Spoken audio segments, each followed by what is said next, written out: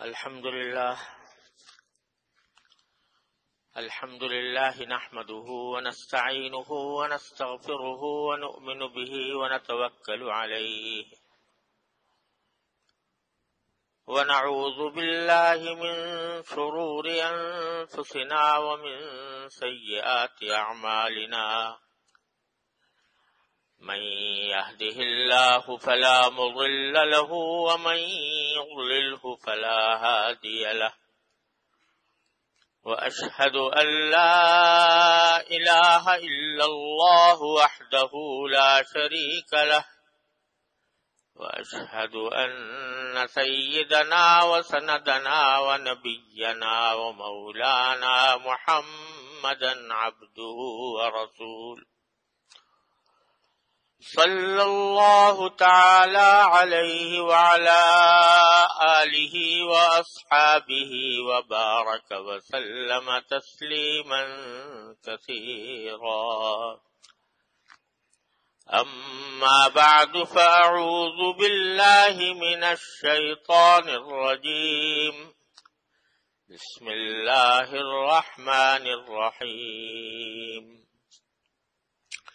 إنا أعطيناك الكوثر فصل لربك وانحر إن شانئك هو الأبتر آمنت بالله صدق الله مولانا العظيم وصدق رسوله النبي الكريم ونحن على ذلك من الشاهدين والشاكرين والحمد لله رب العالمین۔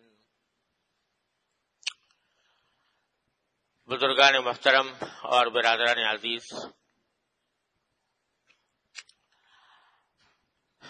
کچھ عرصہ پہلے میں نے یہ سلسلہ شروع کیا تھا کہ قرآن کریم کی وہ سورتیں جو بکثرت نمازوں میں پڑھی جاتی ہیں ان کی کچھ تفسیر و تشریح آپ حضرات کی خدمت میں پیش کی جائے۔ اس سلسلے میں اس سے پہلے سورہ فاتحہ، معوذتین اور سورہ الم تر کیف اور لإلاف قریش اور سورہ ماعون کی تفسیریں مختلف نشستوں میں الحمدللہ بیان کرنے کی توفیق ہوئی۔ بیچ میں کچھ وقتی مسائل آ گئے تھے جس کی وجہ سے یہ سلسلہ موقوف ہو گیا تھا۔ اب اللہ تعالی کے نام پر دوبارہ اس کو شروع کرتے ہیں، اور اس سلسلے میں آج سورہ کوثر میں نے آپ کے سامنے تلاوت کی ہے۔ یہ وہ سورت ہے جو قرآن کریم کی سب سے لفظوں کے اعتبار سے سب سے چھوٹی سورت ہے، اور تقریباً ہر مسلمان کو یاد ہوتی ہے۔ لفظوں کے اعتبار سے یہ چھوٹی سی سورت ہے، لیکن اس میں نبی کریم سرور دو عالم صلی اللہ علیہ وسلم کی عظمت کا بھی بیان ہے، اور ایک بہت بڑے عظیم پیغام بھی، دو بڑے عظیم پیغام بھی اس میں دیے گئے ہیں۔ یہ سورت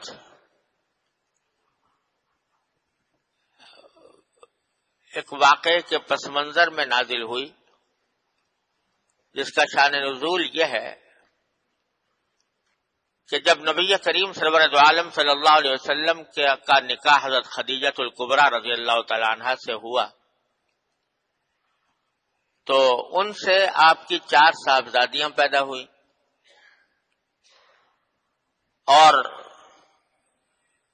ایک صاحبزادے جن کا نام قاسم آپ نے رکھا تھا وہ پیدا ہوئے۔ لیکن اللہ تعالیٰ کو یہ منظور تھا کہ حضور اقدس سرور دو عالم صلی اللہ علیہ وسلم کی لڑکیاں، آپ کی صاحبزادیاں، وہ تو الحمدللہ زندہ رہیں اور انہوں نے طویل عمر پائی، لیکن صاحبزادے بچپن ہی میں انتقال کر گئے۔ جب ان کا انتقال ہوا تو مکہ مکرمہ کے کافر لوگوں نے بڑی خوشی منائی، اور ان کے بعد سرداروں نے، جن میں سے ایک کا نام عاص بن وائل تھا، اس کے بارے میں روایات میں آتا ہے کہ اس نے کسی محفل میں یہ بات کہی کہ دیکھو حضور اقدس صلی اللہ علیہ وسلم کی کوئی نرینہ اولاد نہیں ہے، جو ہوئی تھی اس کا انتقال ہو گیا، تو آپ کی تو نسل ہی نہیں چلے گی،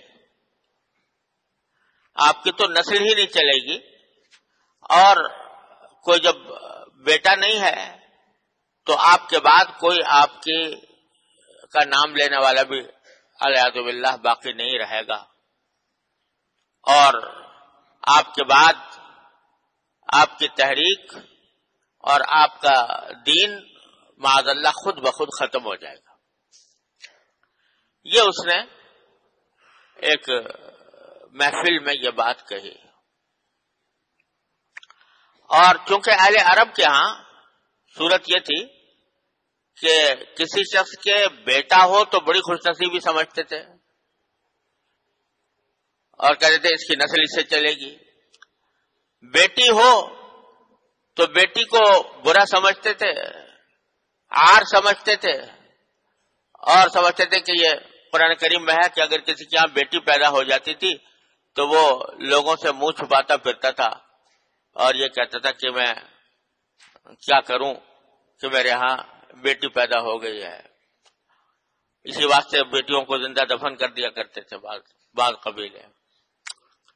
تو اس واسطے نبی کریم صلی اللہ علیہ وسلم کے چونکہ بیٹیاں تھیں اور بیٹا کوئی نہیں تھا، تو انہوں نے اس بات کے اوپر بڑی خوشیاں بھی منائیں، حضور اقدس صلی اللہ علیہ وسلم کی شان میں گستاخیاں بھی کی، اور یہ پیشن گوئیاں بھی کی کہ آپ کے بعد آپ کا دین چلنے والا نہیں ہے۔ اس کے جواب میں یہ صورت نازل ہوئی ہے جو 3 آیتوں پر مشتمل ہے، اور ایک حدیث میں حضرت انس رضی اللہ تعالیٰ عنہ بیان فرماتے ہیں کہ ایک مرتبہ نبی کریم صلی اللہ علیہ وسلم تشریف فرما تھے، تو آپ کے اوپر ایک کیفیت طاری ہوئی، وہ کیفیت جو وحی کے نازل ہونے کے وقت طاری ہوا کرتی تھی۔ جب آپ پر وحی نازل ہوتی تھی تو آپ کے اوپر کچھ ایک غشی کسی کیفیت طاری ہو جایا کرتی تھی،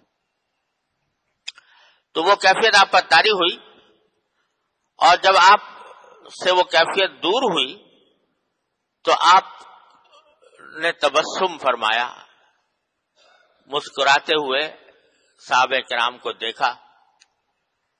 صحابہ کرام نے پوچھا کہ یا رسول اللہ آپ کس بات پر مسکرا رہے ہیں، کس بات پر خوشی کا اظہار فرما رہے ہیں؟ تو آپ نے فرمایا کہ ابھی ابھی مجھ پر ایک سورت نازل ہوئی ہے، اور پھر خود یہ سورت پڑھ کر سنائی صحابہ کرام کو، انا اعطیناک الکوثر فصل لربک وانحر ان شانئک هو الابتر۔ فرمایا کہ انا اعطیناک الکوثر،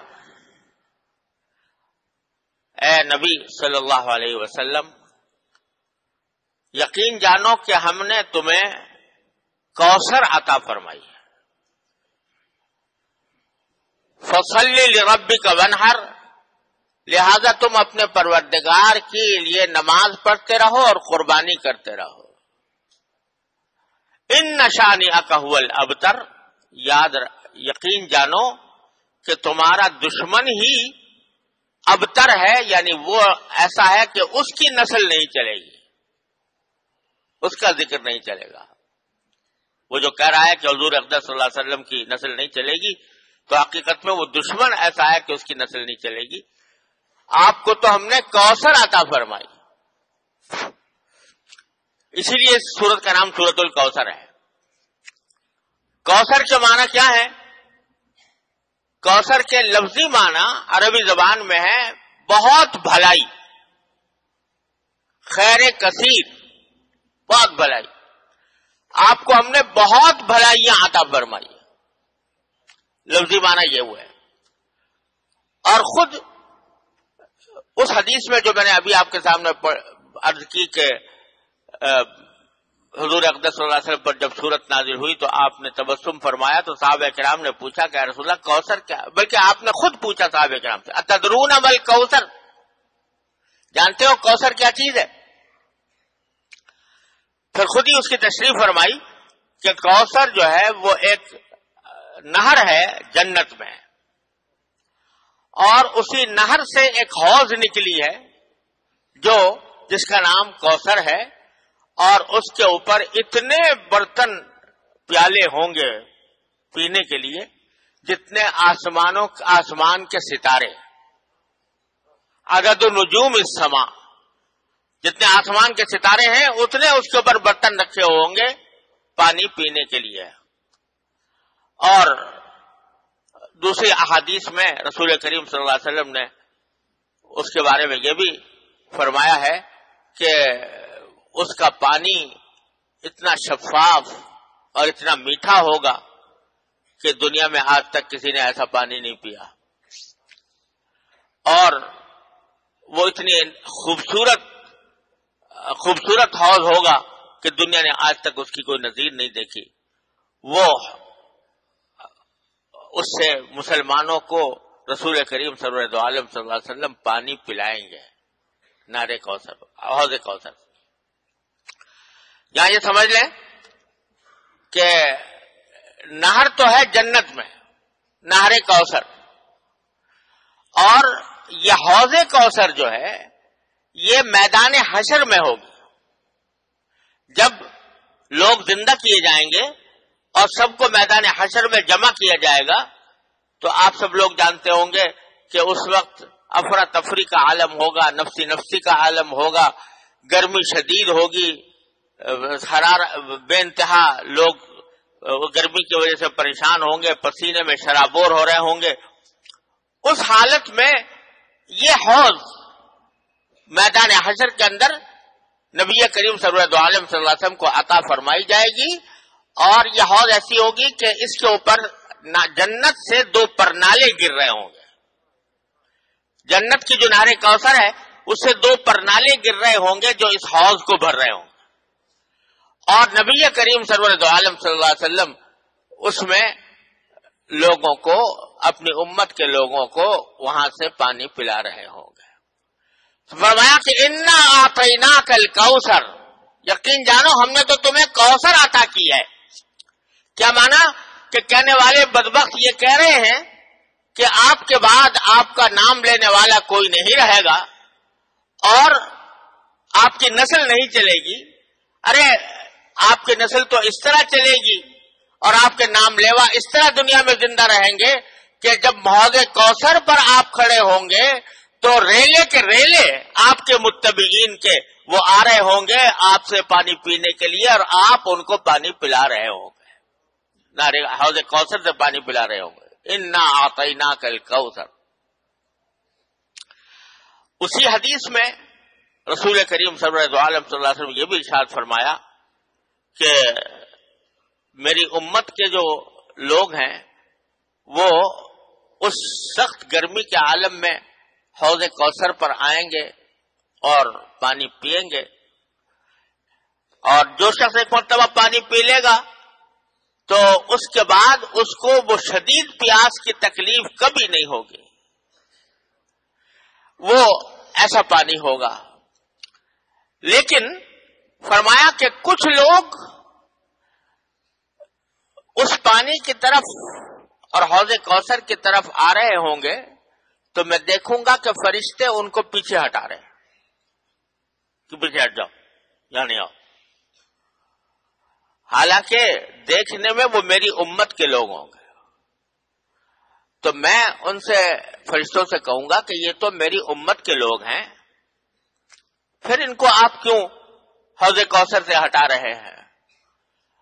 تو اس کے جواب میں فرشتے کہیں گے کہ انک لا تدری ما احدثوا بعدک، آپ کو پتہ نہیں ہے کہ آپ کے دنیا سے چلے جانے کے بعد انہوں نے کیا کیا کام کیے تھے. انہوں نے کیا کیا کام کیے تھے؟ انہوں نے گویا کفر اختیار کر لیا تھا یا نفاق میں مبتلا ہو گئے تھے. لہذا اگرچہ یہ آپ کی امت کے افراد تو ہیں، لیکن چونکہ یہ آپ کے بعد مرتد ہو گئے، کافر ہو گئے یا منافق رہے، اس واسطے ان کو اس حوض کوثر پر آنے سے روکا جا رہا ہے. اللہ تعالیٰ ہر مسلمان کو اس سے محفوظ رکھے. اللہ تعالیٰ ہر مسلمان کو وہاں پر حاضری کی توفیق عطا فرمائے. لفظ تو یہ ہے کہ تم نہیں جانتے، کہ آپ نہیں جانتے کہ انہوں نے آپ کے بعد کیا راستہ اختیار کیا تھا. یہ ڈرنے کا مقام بھی ہے. اللہ تبارک و تعالی ہم سب کو اس انجام سے محفوظ رکھے، اس کفر سے، اس شرک سے، نفاق سے، ایسی باتوں سے جو نبی کریم صلی اللہ علیہ وسلم کی حوض کوثر پر جانے سے رکاوٹ بن جائیں. بہرحال آیت کریمہ نے فرمایا انا اعطیناک الکوثر، ہم نے آپ کو یہ کوثر عطا کی ہے. اور یہ کوثر خود اس بات کی دلیل ہے کہ آپ کا نام قیامت ہی نہیں، قیامت کے بعد حشر و نشر میں اور پھر ہمیشہ ہمیشہ کے لیے آپ کا نام نامی برقرار رہے گا.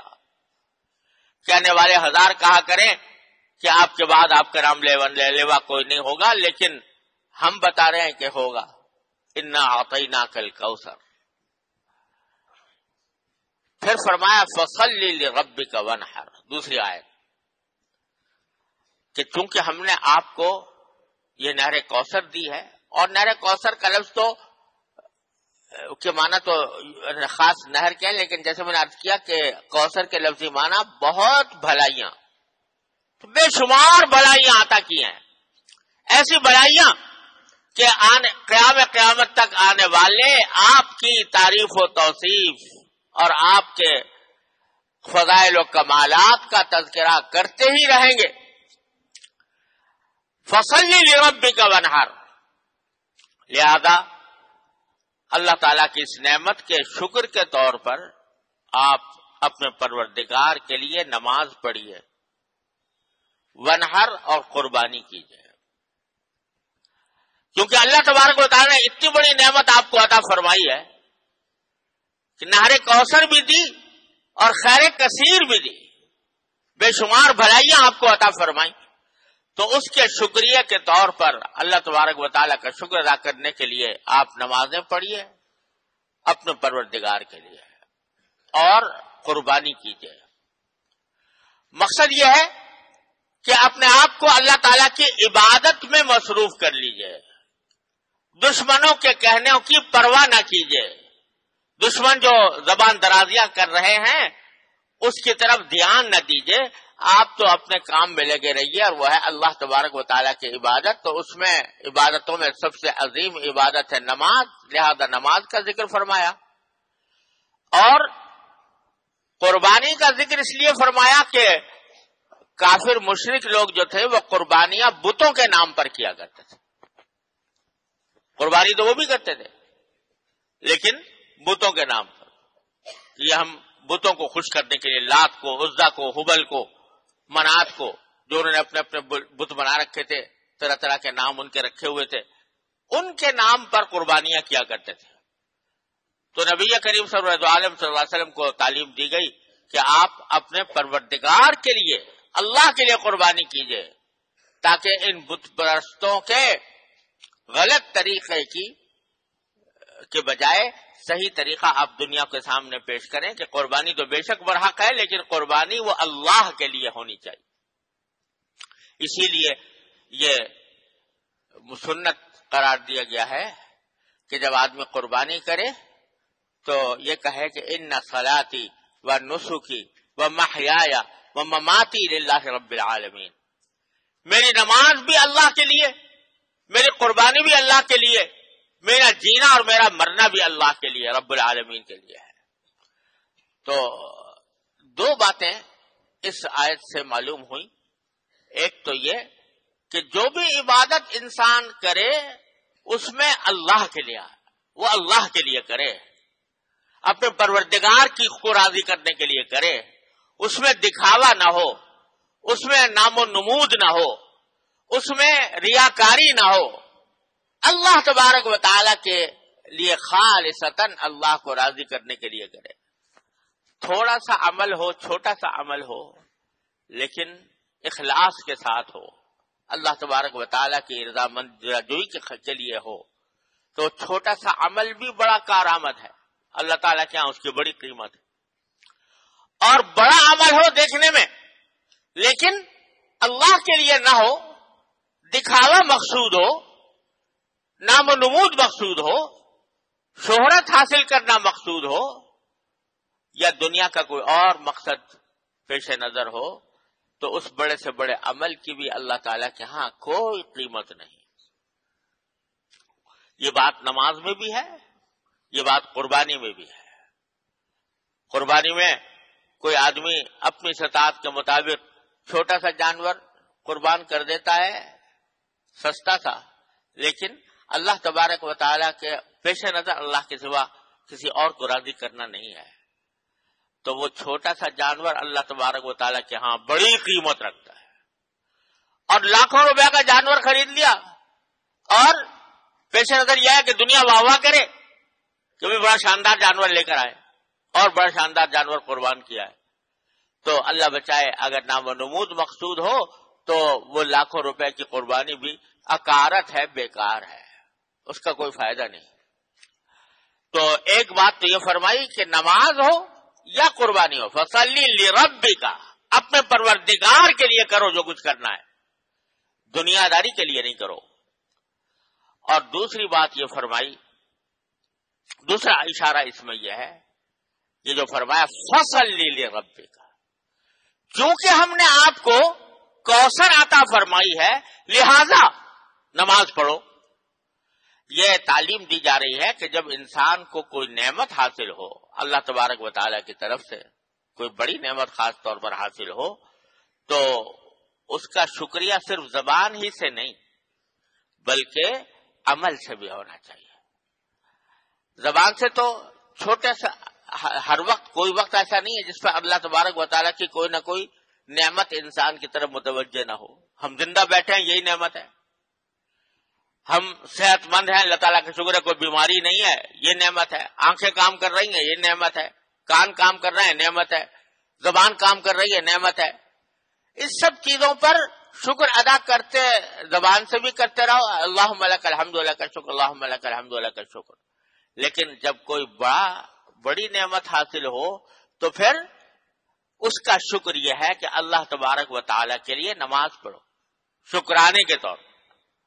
یہ جو کہا جاتا ہے شکرانے کے نفل پڑے، فلاں فائدہ حاصل ہوا یا فلاں نعمت ملی، تو پہلا کام یہ کرنا چاہیے آدمی کو کہ جس مالک نے وہ یہ نعمت عطا فرمائی ہے اس کے حضور حاضر ہو کر کم از کم دوگانا شکر کا تو ادا کر دے کہ یا اللہ آپ نے اپنے فضل و کرم سے یہ نعمت عطا فرمائی، لہذا میں آپ کا شکر ادا کرتا ہوں اور شکر کے طور پر نماز پڑھتا ہوں۔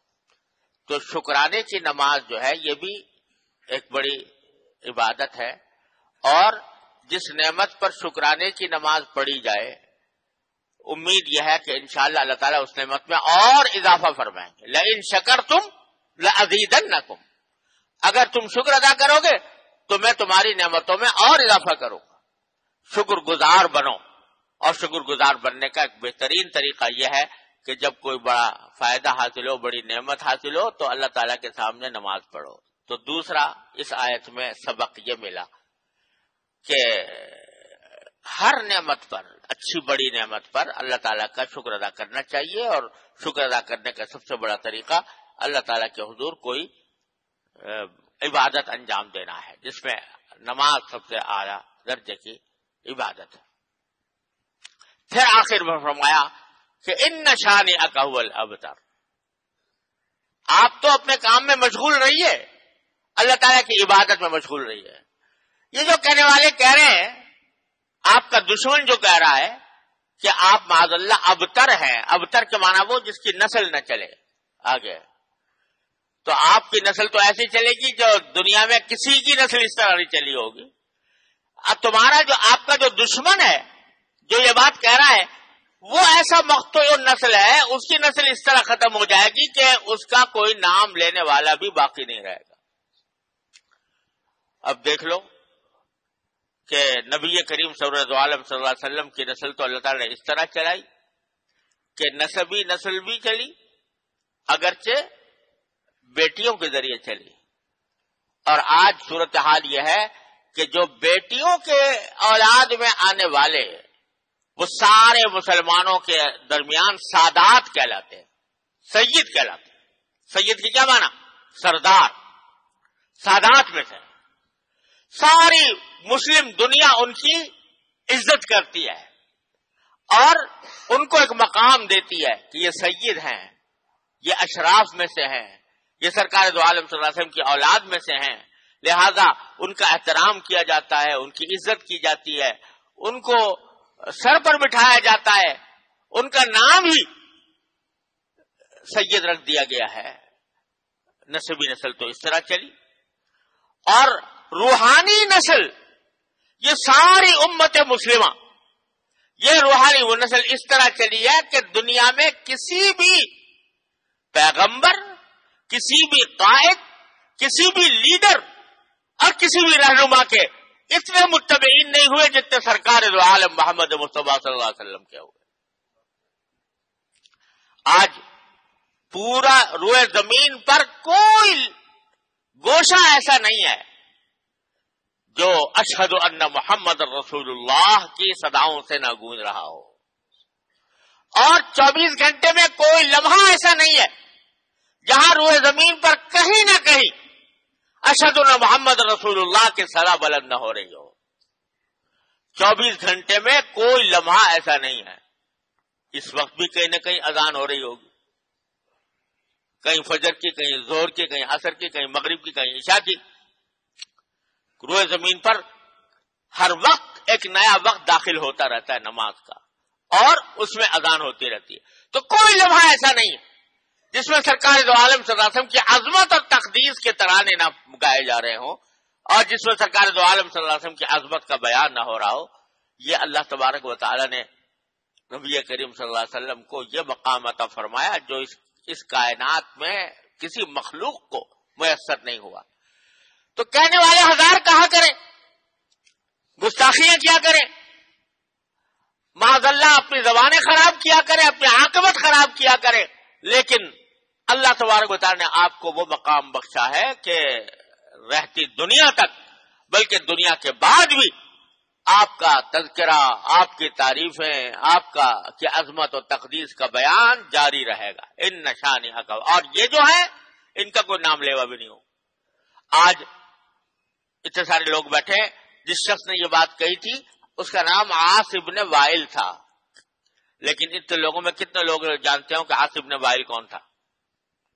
عاص ابن وائل کا نام جاننے والے بھی موجود نہیں, اور نام اگر رہا بھی ان کا تو برائی کے ساتھ رہا, اور خود رسول کریم صلی اللہ علیہ وسلم کی احادیث میں نام آیا تو باقی رہ گیا, ورنہ نہ کوئی جاننے والا ہے اس کی اولاد کون تھی, نہ اس کے جاننے والا کہ اس کے نسل کس طرح چلی, اور نہ اس کو کوئی اچھائی کے ساتھ یاد کرنے والا آج دنیا میں موجود ہے. اللہ تبارک و تعالی نے یہ دکھا دیا آنکھوں سے, اس وقت دکھا دیا جبکہ دیکھنے میں عاص ابن وائل کا توتی بولتا تھا, اس کے سرداری کے ترانے گائے جاتے تھے, اور یہ محسوس ہوتا تھا کہ اس کا شہرت کا سورج کبھی غروب نہیں ہوگا. اور جناب محمد رسول اللہ صلی اللہ علیہ وسلم کے متبعین تھوڑے سے تھے, مجبور تھے, مقہور تھے, تنہائیوں میں تھے, چھپ چھپ کر نمازیں پڑھنے والے تھے, لیکن اللہ تبارک و تعالی نے اس وقت یہ پیشین گوئی فرمائی تھی یہ کہ یہ تو تباہ ہو جائے گا اور اس کا نام باقی نہیں رہے گا, اور آپ کا نام قیامت تک جاری رہے گا. الحمدللہ یہ بات آج کھلی آنکھوں ہر شخص مشاہدہ کر سکتا ہے. اللہ تبارک و تعالیٰ اپنے فضل و کرم سے ہمیں جناب محمد رسول اللہ صلی اللہ علیہ وسلم کی تشریف لاوری کی نعمت کو قدر کرنے کی توفیق عطا فرمائے اور آپ کے تعلیمات پر عمل کی توفیق عطا فرمائے۔ وآخر دعوانا الحمدللہ رب العالمین۔ ویڈیو کے نیچے سبسکرائب کے بٹن پہ کلک کریں، بیل کے آئیکن پہ کلک کیجئے تاکہ ہر نئی ویڈیو کی نوٹیفیکیشن